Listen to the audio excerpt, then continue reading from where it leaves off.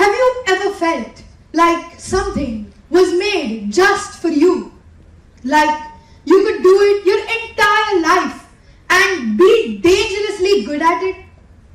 Well, today we're going to talk about what that means for you as a person. I really want to go to space. That's what I used to tell my mom when I was 5 years old.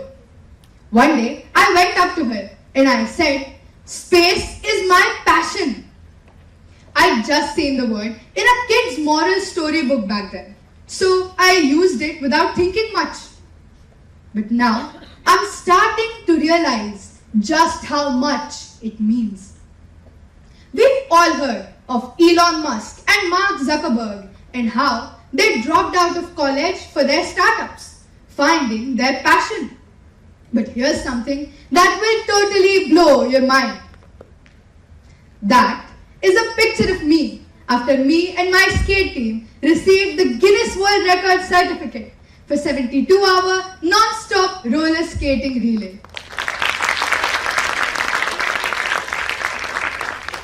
I was 7 years old at the time. Yep, just 7. Sometimes even I wonder, how did I manage to do all of that along with school? How did my parents let me do that? And at the age of 7, how? I'm pretty sure all of you have at least one of these questions. And that's perfectly normal because we've been thinking of passion as a big word, something that you're meant to find when you grow up or when you have a degree, for example. So the idea of someone this young following their passion makes us question things for sure. Today, we'll talk about passion and navigating through academic, societal, and parental pressure to understand it. What is passion exactly? According to society, it's when a person is obsessed with something or when they work towards one particular goal with extreme amounts of dedication. According to psychology, though, passion is defined as a strong inclination towards doing something considered self-defining, something that an individual spends appreciable amounts of time and energy for. But that sounds really similar, except it isn't. That part about passion being a self-defining activity, that is the main difference. It's about realizing what lights you up, whether it be playing an instrument, a sport, or something entrepreneurial. Now, let us try and answer one of the first questions you might have had. Parents and passion. Well, it is a parent's duty to ensure that their child develops in all spheres. And when it comes to passion, it's important to provide autonomy, give choices. Before asking questions like, "Have you practiced your instrument today?" Pause for a moment to think if that's really necessary. Because that sentence is the fastest way to kill passion. That is when it becomes a job and not an activity. Avoiding interpersonal comparisons is also important. Self-comparison, seeing oneself get better with practice, is much more compatible with passion.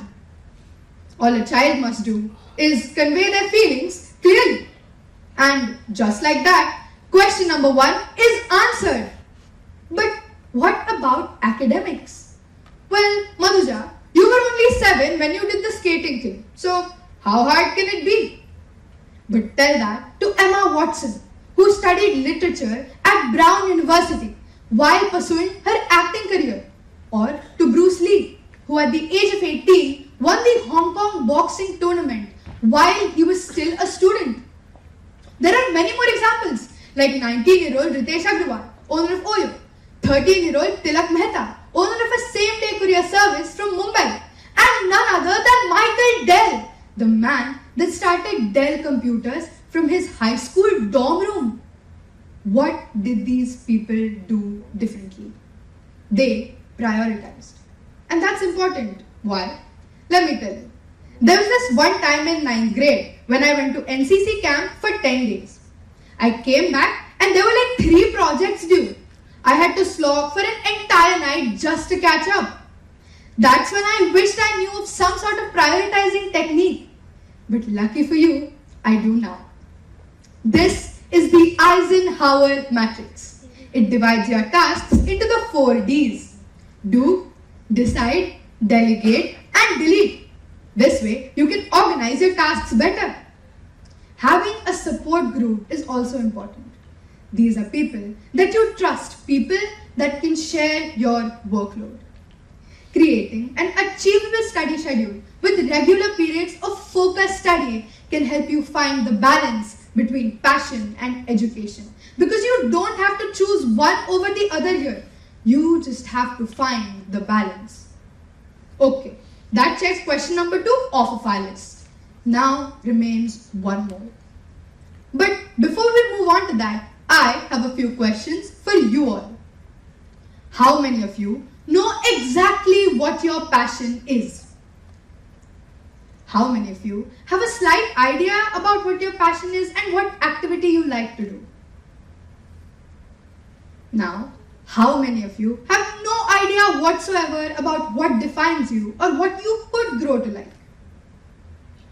That brings me to the very first thing we talked about, passion.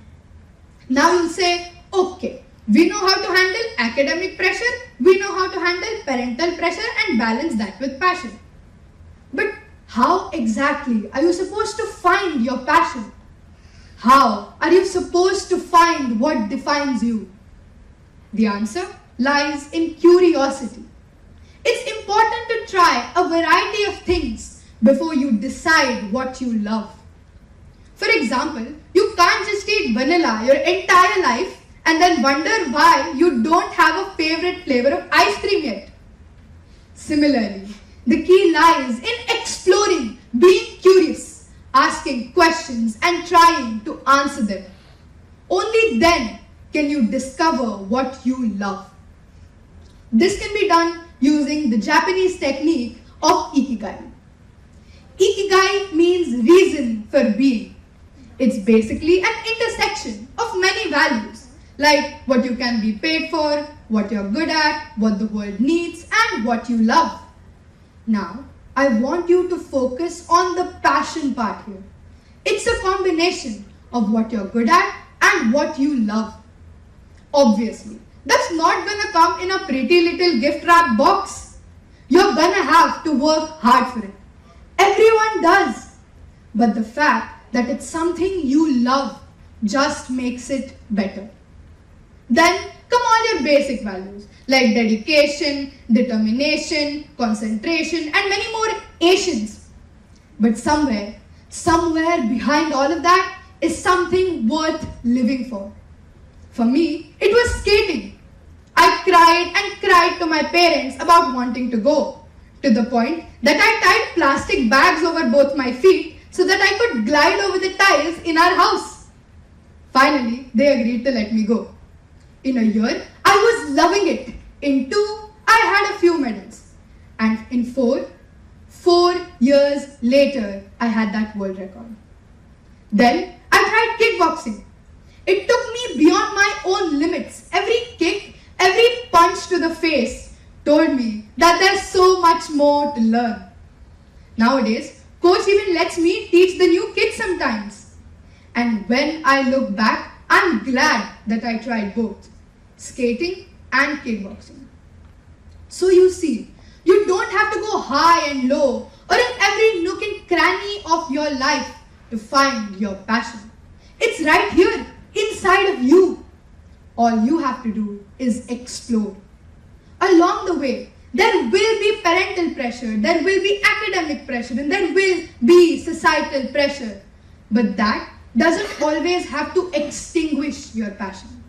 Sometimes it can ignite it. In every tense conversation with your mentors, there's fuel for a new achievement. In every single demand that society makes of you, in everything that it forces you to do, there's a chance to discover what you love. And in the middle of every textbook page, there's a balance beam with passion on one side and education on the other. You are just the gymnast that's doing their routine in between. In that way, pressure is really just like coffee. Small amounts can help you stay awake for longer and prolong your focus period. But too much can be destructive. So, you've got to overcome this pressure paradox. How, you ask? Connect with people, be it your friends, your family, or your mentors. Sometimes, sharing the feeling is the best way to lighten the load. Sometimes, taking their advice is the best way to cope with pressure. Along with that, there are many psychologically proven techniques that are said to calm and collect the mind. Just like this one, box breathing. Here, do it with me.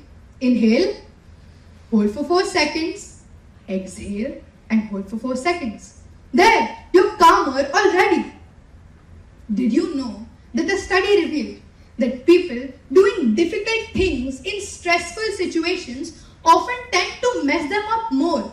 It's like trying to do a math problem while you're holding your breath underwater. The researchers studied competitive golfers, the ones that went with their usual arm swing versus those that tried to calculate every detail that they put into it. What they discovered was that the people who let their subconscious handle the details performed much better than those who tried to analyze everything. Another thing that they observed was that people focusing on the flight of the ball were much more accurate than those who took too much time thinking about their stroke. What happened to them, I wonder? Why did they mess up when it mattered? The answer is paralysis by analysis. Oof, that was fancy. Let me simplify. Once, in kickboxing class, I was getting ready before a fight. The hand wrap, the gloves, the mouth guard, the whole shebang. But on my mind, there were only 3 things. Number 1, I have to open with a really good punch. Number 2, I have to go for as many roundhouse kicks as I possibly can. And number 3, I have to hold my guard steady and high. But when the fight started, none of that really happened because my instinct acted faster than my mind could. All my mind did was make me nervous. So you see, when you're doing something that you love, think about the what and the why, not the how.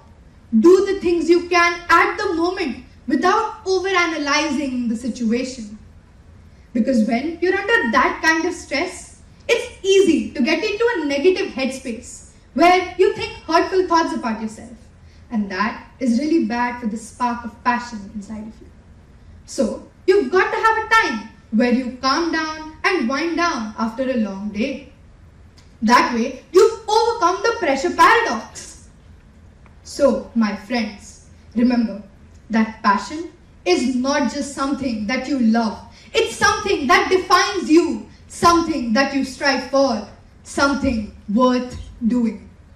It's your inner awesomeness.